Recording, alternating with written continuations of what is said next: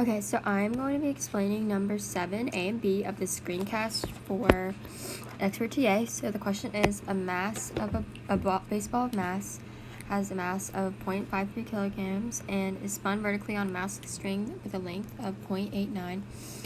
The string can only support a tension of 9.9 and before the spring will break. So as you can see, I have my variables written out here. And A is, what is the maximum possible speed of the ball at the top of the loop and mass 2. So first off, we're going to be using this formula right here. So we have force of gravity, and so we're supposed to find velocity. So first off, my diagram here, I have my forces, so my free body diagram, I have mg, which is mass times gravity, and then we have tension pulling down further mg, and then we only have mg on the bottom of the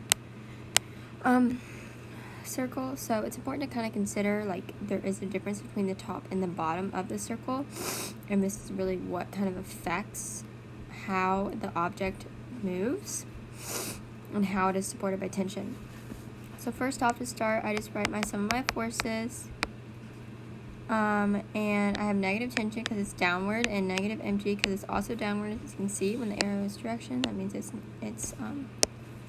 negative. When it's upward, it's positive, so on and so forth.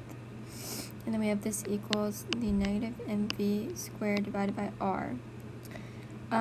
So then I kind of, with some help with some algebra, we solved and kind of substitute, as you can see here, and then I just plug into my values. So this is my my length, or my radius, I guess you could say length, but it's a value of 0.89 meters, times 9.9 times 0.53 times 9.8 divided by 0.53 equals v squared, and then we just take the square root of that and we get 5.035.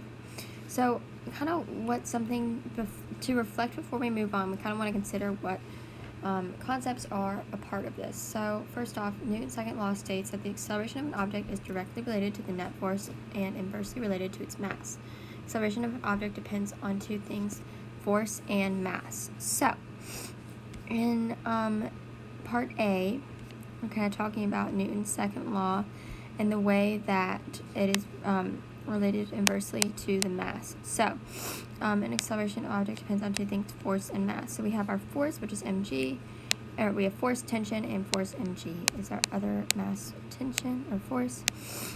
And then we can see circular motion of an object along the circumference, so rotation along a circular path, and acceleration pointed towards the center of a curved path and perpendicular to the object's velocity causes an object to change in its direction and speed along a circular pathway. So as you can see, with some of the forces, they can change. And then we're trying to find the tension upwards. So this is positive tension, and then negative mg the same way equals mass velocity squared over r, tangential velocity.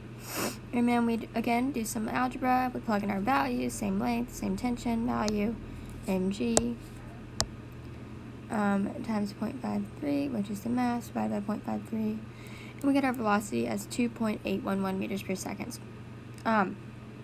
So also important to keep in mind, in this problem we have the Newton's first law present, which is objects will remain in motion unless acted upon by another object. So remain at rest or in motion in a straight line unless compelled to change in a state by the action of an external force, which is the definition of inertia.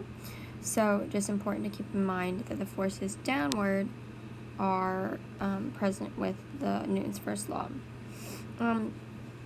So in motion. So some takeaways.